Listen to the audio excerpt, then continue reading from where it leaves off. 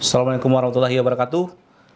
Teman-teman, hari ini kita akan bahas, biasanya kita bahas soal emas naik, hari ini kita akan bahas soal emas turun gitu. Jadi memang di dalam grafik harga emas ini, kalau kita lihat 20 tahun terakhir gitu ya, itu insya Allah selalu naik kecuali di 2013 gitu. Nah, mungkin juga di 2021 ini ada sedikit koreksi gitu. Tapi pada poinnya ibarat pepatah, jangan kita sampai melupakan panas setahun gara-gara hujan sehari gitu. Itu mungkin istilah yang lebih cocok untuk menggambarkannya gitu. Karena dari 2001 sampai 2012 naik terus, tiba-tiba ada turun 2013. Itu yang kadang-kadang dijadikan referensi oleh orang-orang yang memang tidak suka emas gitu. Tapi teman-teman seharusnya yang memang udah istiqomah untuk berjualan emas dan juga menyimpan emas, tidak usah khawatir dan juga tidak terlalu memikirkan soal harga emas turun nih. Kita ambil contoh misalnya para jutawan dunia, mungkin bukan jutawan istilahnya ya, udah triliuner gitu ya. Itu mereka cuek-cuek aja. Mau harga emas turun, mau harga emas naik, mereka tetap simpan emas. Misalnya George Soros kita lihat yang punya emas puluhan ton, nggak ada dia aksi jual panik, itu nggak ada gitu. Bahkan saya pun misalnya tidak ada istilah jual panik, itu nggak ada. Saya kapanpun teman-teman mau jual, ayo silakan saya terima gitu. Jadi kalau misalnya orang yang punya ton-tonan emas saja tidak ada istilah panic selling, apalagi kita yang cuman punya beberapa gram. Jadi menurut saya fokus teman-teman adalah menambah gramasi. Bulan ini misalnya kita punya 10, bulan depan usahakan kalau bisa udah 11. Fokus kita tambah gramasi emas gitu.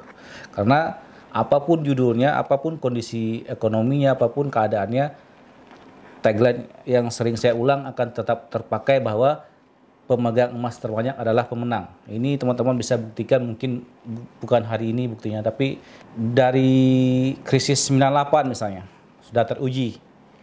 Semua BUMN itu hampir bisa dibilang kolaps.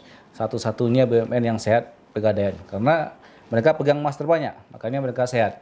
Dan juga misalnya 2020 kemarin saya, orang pada kolaps, pada agak menurun lah usaha ataupun perusahaan gara-gara krisis dan juga virus pandemi COVID gitu kan. Tapi yang pegang emas menurut saya cukup rileks aja gitu. Misalnya Pegadaian tetap nambah karyawan juga, misalnya Antam juga menurut saya tidak terpengaruh gitu. Jadi poinnya bahwa pemegang emas terbanyak selalu akan jadi pemenang, itu lagi-lagi terbukti gitu. Jadi teman-teman fokus aja nambah gramasi emasnya. Hari ini punya 10, bulan depan minimal ya bisa 10,5 atau 11 gram gitu. Kalau kita misalnya hitungkan ke rupiah, dari Januari ke akhir Februari ini aja, kalau kita bicara soal aset, mungkin saya pribadi asetnya turun hampir 5% gitu. Karena memang hampir semua aset saya itu berupa emas, tapi tidak akan pernah saya lakukan panic selling, itu nggak ada gitu. Jadi kita menjual dan langsung beli gantinya gitu. Kalau misalnya udah nggak ada keperluan uang untuk membeli apapun, saya tidak akan menjual emas saya gitu.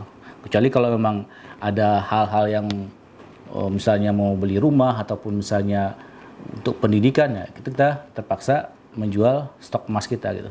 Jadi untuk harga emas turun ini banyak hal yang bisa dikait-kaitkan, misalnya apakah karena masalah vaksin COVID dan segala macam, itu bisa saja jadi sebuah salah satu faktor yang membuat harga emas naik ataupun turun gitu. Tapi ya kembali lagi, tetap fokus aja untuk menambah gramasi emas teman-teman semua gitu. Dan tidak usah apalagi kita sebagai pedagang emas ini sampai melakukan yang namanya panic selling gitu. Menurut saya itu sangat bertolak belakang dari prinsip-prinsip para pedagang emas gitu. Poinnya tidak usah teman-teman ikut-ikutan yang namanya panik jual panik, tuh nggak usah seperti itu. Alhamdulillah sejauh ini dari awal perjalanan saya bermain emas ini, maksudnya bukan bermain emas ya, investasi soal emas ini, belum ada sejarahnya saya melakukan panic selling gitu. Walaupun saya tahu besok harga emas mau turun, tapi tetap tidak akan saya jual emas saya. Mungkin bisa jadi Senin harga turun, tapi tidak akan saya jual emas saya kalau tidak ada keperluan gitu. Jadi ya saya santai aja. Kalau memang ada yang beli, baru saya beli gantinya. Mungkin demikian aja yang bisa saya sampaikan. Assalamualaikum warahmatullahi wabarakatuh.